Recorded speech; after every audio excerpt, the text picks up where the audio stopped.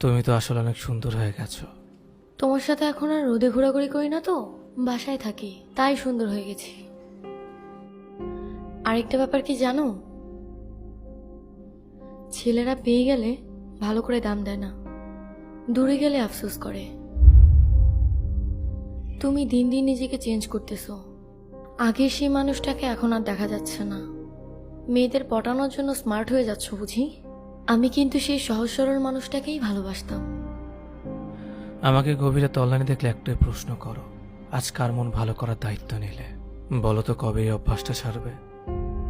আচ্ছা, আমার মতো করে তাদের মনও ভালো করে দাও, তাই না? তুমি তো তুমি। প্রশ্ন আরো করছি, কিন্তু তার জবাব দাও। কোনো মেয়ের সাথে কথা বলো এখন, আমার মতো কেয়ার করে, বকা দেয়? আচ্ছা, তাকেও কি আমার মতোই ভালোবাসো?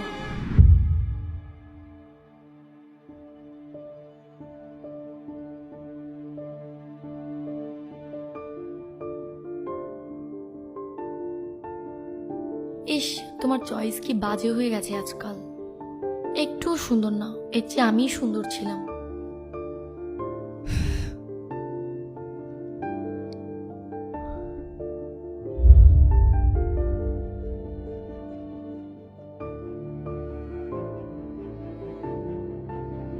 তোমাকে রিক্সায় দেখলাম সেদিন, টি শার্ট পরা একটা ছেলের পাশে বসে কোথায় যেন যাচ্ছিলে, কথা বলছিলে আর হাত নাড়ছিলে। কথা বলার সময় হাত নাড়ার অভ্যাসটা যায়নি বুঝি? আমার অনেক অভ্যাসই এখনো যায়নি জানো। এখনো কোনো বিষয়ে কনফিউজড হয়ে গেলে তোমার কথাটাই সবার আগে মনে পড়ে।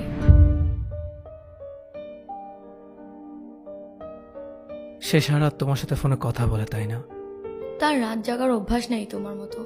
সে রাতে তাড়াতাড়ি ঘুমায় আর তাড়াতাড়ি ওঠে, আর উঠেই আমার ঘুম ভাঙায়। মানুষটা অনেক ভালো জানো। ছেলেরা প্রথম প্রথম খুব কেয়ারিং থাকে, তারপর বদলে যায়। আগে নিজেকে। তুমি তো বদলাওনি। এখনো কথা বলার সময় আমার মনে হয় তুমি সেই আগের মানুষটাই আছো। মনে আছে তোমাকে অন্য এক মেয়ের সাথে কথা বলতে দেখে খুব কান্না করেছিলাম আমি? সেদিন তুমি আমাকে প্রথম জড়িয়ে ধরেছিলে। সেই অনুভূতিটা আমি কখনোই ভুলতে পারবো না। তুমি আমায় বলেছিলে, আমি তোমাকে কখনো ছেড়ে যাব না। যাক, মনে আছে তাহলে।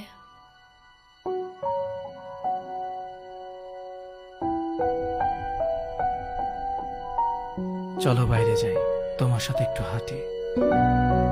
আচ্ছা, চলো।